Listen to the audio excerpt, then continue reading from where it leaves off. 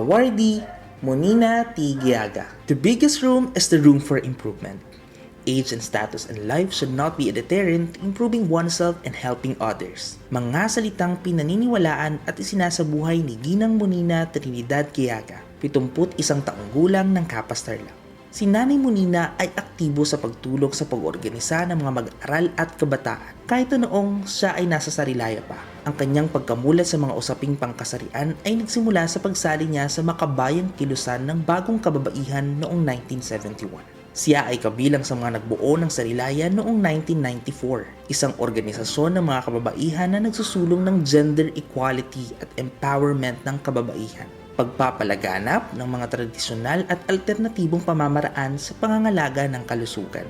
Tumulong siya sa pagbubuo ng mga chapters ng Sarilaya sa iba't ibang probinsya, nakapagsanay ng mga leader kababaihan at nakapagsimula at nagpromote ng organic gardening. Nanguna rin siya sa pagsulong at pagprotekta sa karapatan ng kababaihan. Bilang advocacy officer ng Sarilaya, naging kinatawan siya nito sa iba't ibang grupo at hanay kabilang na ang SIBOL o Samahan ng Kababaihan para sa Pagbabago ng Lipunan na nanguna sa pagsusulat at pagsusulong ng Anti-Violence Against Women and Their Children Act o Anti-VAUSI Law. Naging resource person sa iba't ibang paksa na nagsusulong ng pantay na karapatan ng kababaihan.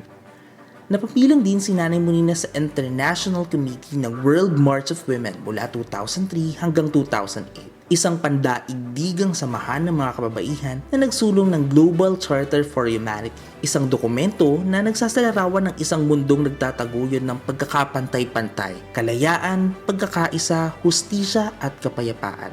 Malaki rin ang naging papel ni Nanay Monina upang makabangon at unti-unting lumago ang Capas Organic Farmers Producers Cooperative na kanyang sinalihan noong 2016.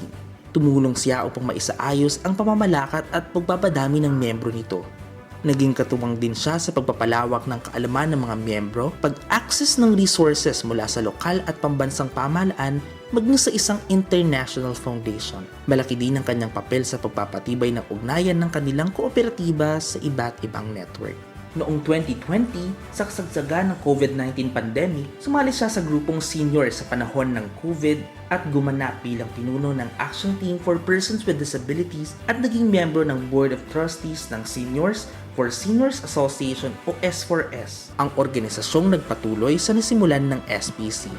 Si Nanay Monina ay isang huwaran ng servant leadership, pamumuno na puno ng compassion. Ang kanyang mahabang karanasan sa pangangalaga sa kalikasan at pagtataguyod ng women empowerment at gender equality sa teorya at sa praktika at sa iba't ibang antas ng lipunan sa loob at labas ng bansa ay patunay ng kanyang dedikasyon na kanyang bitbit hanggang sa sektor ng kooperatiba. Mula sa kapwa kababaihan hanggang sa kapwa nakatatanda, si Nanay Monina ay isang ehemplo na ang paglilingkod ay maaring gawing isang panghabang buhay na bokasyon.